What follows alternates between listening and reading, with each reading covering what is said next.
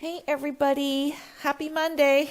Well, we have a new week and new possibilities. I always like Mondays because I feel like it's a fresh start for our trades. But before I can get into our new trades this week, I need to go clean up a couple of things that I got myself into last week.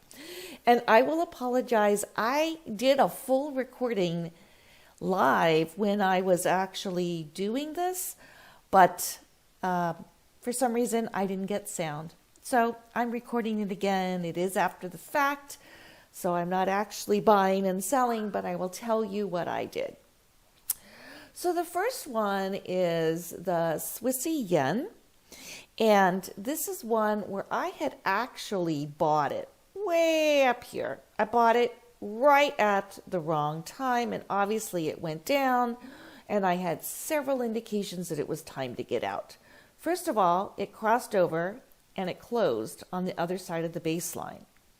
Secondly, look at this. Our ash has turned color. Actually, that one hadn't happened yet, so I can't call that, but that was a good move because it is changing now.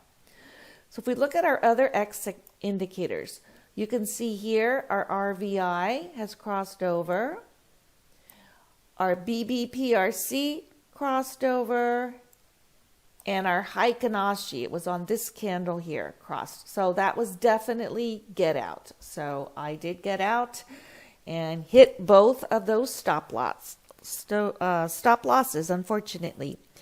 Another one that was in a similar situation was Euro Yen. Let me pull that up. Okay, so this one was another one where I bought at the top again. Unfortunately, it went the other direction. So the first thing is this crossover and get of the baseline. Okay, and as you can see down here, our Heikinashi says it's time to get out. BBPRC hasn't quite crossed yet, but when you combine that with these other indicators that have crossed, I just decided to go ahead and close. So that one also, both of those trades hit the stop loss. Well, we just have to count that as water under the bridge. As VP said, you will lose. So let's look at some new possibilities for this week. The first one is Euro Pound or Euro Sterling. That's a little inside joke from my friend there. I ended up selling this, and you can see that's where I sold it. And let me get rid of this and just focus on what we're looking at in terms of opening new trades. As you can see, our super trend here had just changed over from buy to sell. Our price has crossed over and it is below the baseline. We are within 1 ATR, so we're in a good position there. Our ash is an agreement and we have plenty of volume here. So with that, I'm taking the sell. Another one is the pound Swissy. Let me pull that one up. Okay, so this is one that just crossed up over the baseline, and our super trend has switched. Our ash is an agreement. We are up over the baseline, and we have plenty of volume. So with this one, I did buy.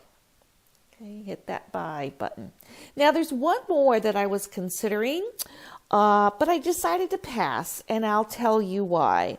And that was the pound USD. This one has a similar signal.